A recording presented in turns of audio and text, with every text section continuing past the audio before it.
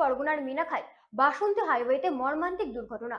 দ্রুতগতির 4 চাকা গাড়ির সঙ্গে যাত্রী বোঝাই অটোর মুখোমুখি সংঘর্ষে মৃত্যু হয়েছে 3 জনের, আহত বেশ কয়েকজন। গুরুতর জখমদের কলকাতার বিভিন্ন হাসপাতালে ভর্তি করা হয়েছে। ঘটনা তদন্তে নেমেছে পুলিশ।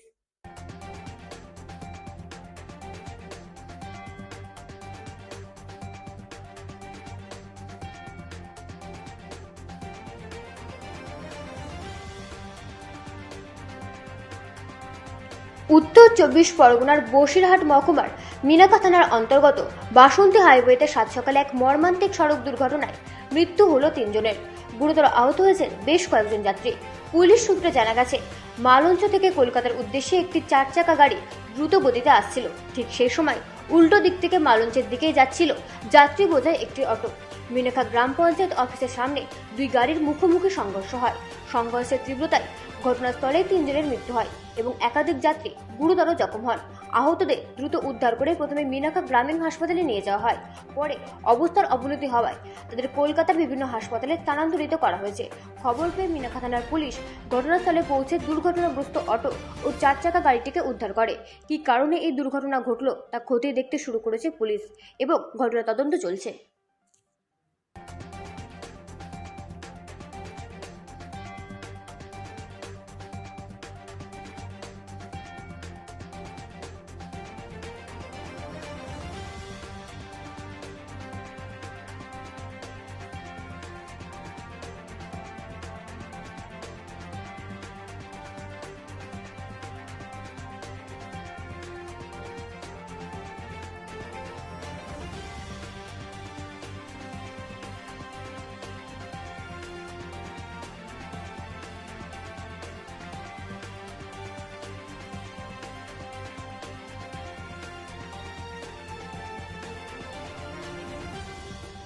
জনক এবং সকালবেলা ঘুম থেকে ওঠার পর এরকম একটা খবর সত্যি খুবই বেদনাদায়ক এবং আমাদের কিছু বলার নেই।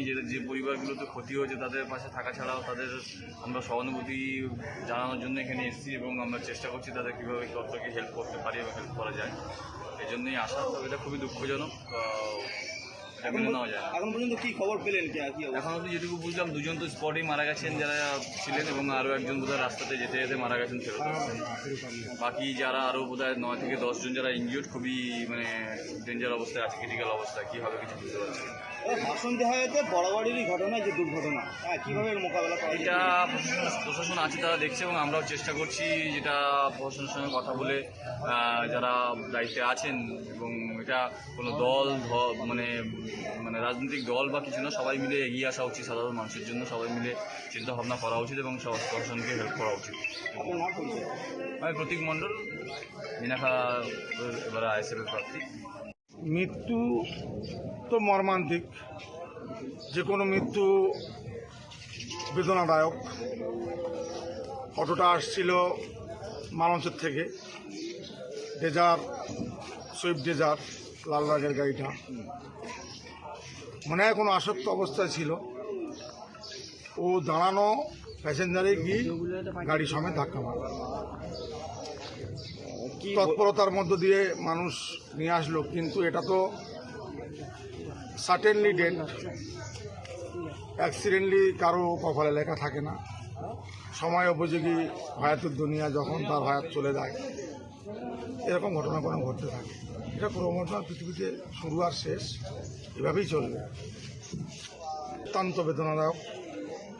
আমরা মর্মাহত এলাকার মানুষ, যে এরকম মৃত্যুগুলো সকালে কথা হলো আর আধ ঘন্টার মধ্যেই নেই, এটা বড্ড প্যাথেটিক, দুঃখনীয় ঘটনা। আহতদের পাশে থাকবেন? ঘটনাটা ঘটেছে, এটা আপনার সাইডে অটোওয়ালা সাইডে আসছিল, আর ও অল্টো গাড়ি সে কলকাতার দিকে সে আসছিল, এসে এবারে ডান দিকে পুরো চেপে মেরে দিয়েছে, মুখোমুখি হয়ে গেছে। আচ্ছা, কি আপনারা কোন দিক থেকে আসছিলেন? আমরা মানুষের দিক থেকে আসছিলেন, তাই তো? ওরা তো ওই গাড়ি এসে আপনাদের